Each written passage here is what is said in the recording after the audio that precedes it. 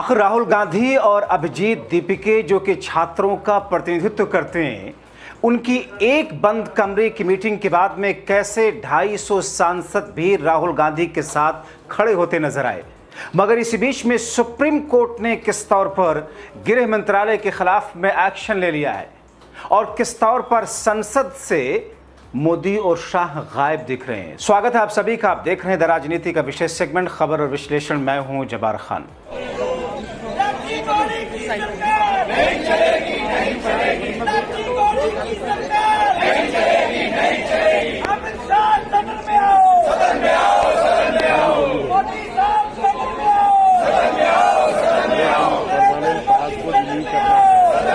दोस्तों, आपने इस वीडियो के जरिए जो आक्रोश देखा, जो घेराबंदी देखी और नए तरीके की जो रणनीति और स्ट्रैटेजी इंडिया गठबंधन और राहुल गांधी की अब दिख रही है, वो संसद से लेकर सड़क तक सरकार को घेरे तो हुए है, लेकिन अब दो इस और स्टेज पर अब कांग्रेस, राहुल, इंडिया गठबंधन के नेता, छात्र, अभिजीत दीपिके समेत वो सभी लीडर अब कहीं ना कहीं कोर्ट के जरिए भी सरकार और उनकी पुलिस प्रशासनिक एजेंसियों के साथ साथ सीआरपीएफ को बैकफुट पर डाले हुए हैं। आपको बताऊंगा कि आखिर सुप्रीम कोर्ट ने वो कौन सा फैसला दिया अभी, जो कि सरकार और सीआरपीएफ दोनों के लिए, गृह मंत्रालय के लिए भी एक तरीके का झटका है।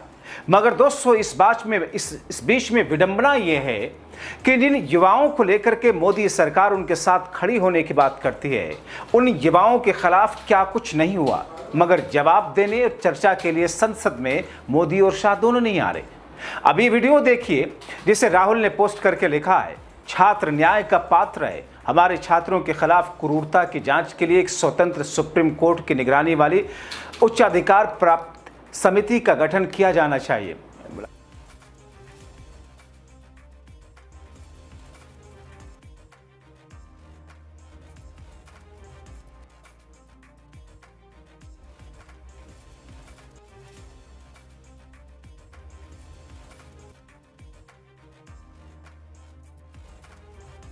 यानी कि दोस्तों, संसद में दोनों ही सदनों में कांग्रेस पार्टी, इंडिया गठबंधन सत्ता पक्ष को घेर रहा है, मगर सत्ता पक्ष के शीर्ष नेतृत्व दोनों ही गायब हैं, जवाबदेही से बच रहे हैं।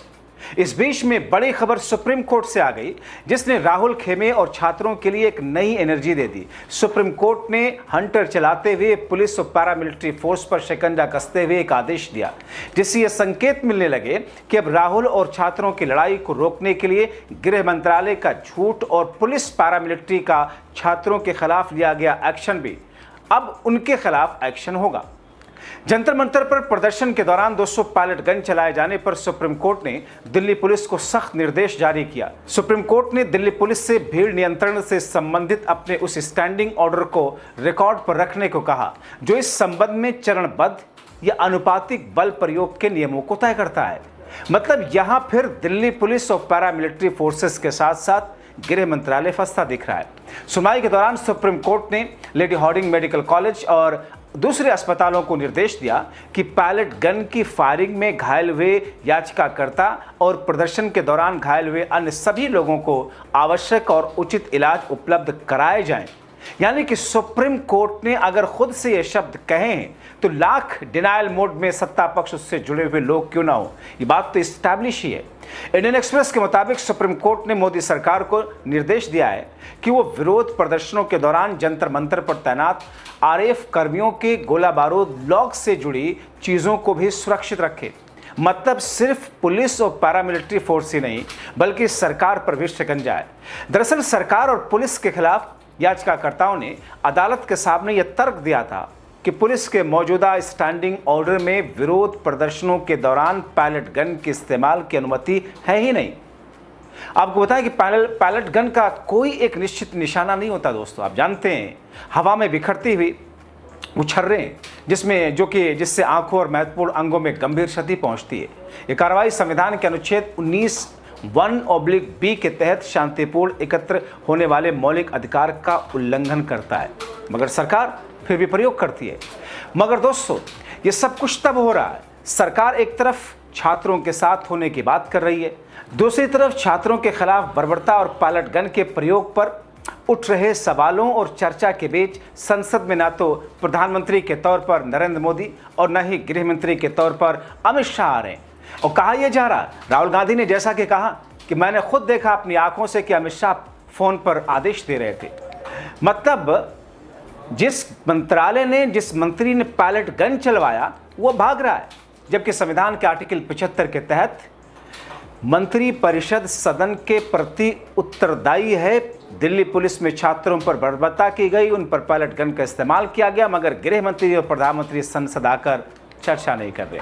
और ऊपर से दोस्तों सेल्फी मोड पर वीडियो बनाकर, रील बनाकर बस कहेंगे फ्रेंड्स फ्रेंड्स फ्रेंड्स। सर, कई दिनों से सदन में गतिरोध बना हुआ है। विपक्ष लाख प्रयास कर रहा है कि सदन शांतिपूर्वक चले, परंतु ये एक जिद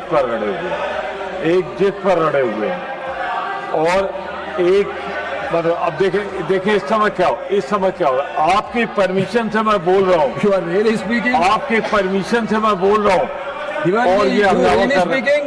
मानव देखे कुछ बात हो जाए, आर्टिकल 75 देख लें संविधान का कि मंत्री परिषद उत्तरदायी है सदन के प्रति। हम यही तो कह रहे हैं। अब ये लीजिए, यही तो मैं कह रहा हूं। देख लीजिए, अब मैं खड़ा हूं, परमिशन से खड़ा हूं, संविधान की बात कर रहा हूं और तरुण चुग जैसा senior member please attach to the chair. Sir, तो हम साफ कहना चाहते हैं कि मंत्रीगण सामान्यता उत्तरदायी हैं, जवाबदेह हैं सदन के प्रति। यही तो कह रहा हूं मैं, और यही भारत का संविधान कह रहा है। तो अगर हम कह रहे हैं कि छात्रों पर लाठीचार्ज हुई, छात्रों पर बुलेट फायर हुआ, तो अमित शाह जी आए और जवाब दें। गृह मंत्री का गृह मंत्रालय का जवाब जितेंद्र सिंह क्या देंगे?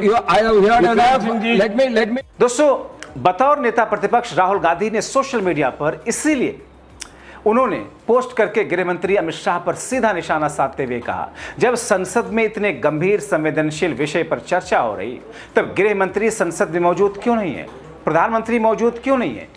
दिल्ली पुलिस गृह मंत्रालय के अधीन आती है, इसलिए छात्रों पर बल प्रयोग के नैतिक और प्रशासनिक जवाबदेही गृह मंत्री की बनती है। राहुल गांधी ने मोदी शाह को चैलेंज करते हुए लिखा, अमित शाह पार्लियामेंट में क्यों नहीं आ रहे, संसद में आकर स्टूडेंट के खिलाफ हुई बेरहमी वाली हिंसा के बारे में बताने से इतना डर क्यों है। मगर इन तमाम चीजों के बीच में दोस्तों सरकार के इशारे पर सीआरपीएफ क्या कर रही है। अब सीआरपीएफ का ये कैरेक्टर देखिए। सीआरपीएफ के डीजी का एक बयान छात्रों और जनता को और आक्रोशित कर रहा है।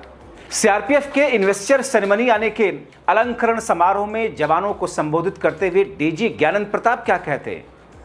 डीजी ज्ञानंद प्रताप सिंह जो कहते हैं उस पर देश के युवा और इंडिया गठबंधन को और ज्यादा आक्रोश पैदा हुआ। उन्होंने कहा, सीआरपीएफ के महानिदेशक के तौर पर मैं आप सभी को भरोसा दिलाना चाहता हूं, आप सभी निडर होकर अपना कर्तव्य निभाइए। जहां भी जवाबदेही लेने की जरूरत होगी मैं सीआरपीएफ के प्रमुख के रूप में जिम्मेदारी लूंगा।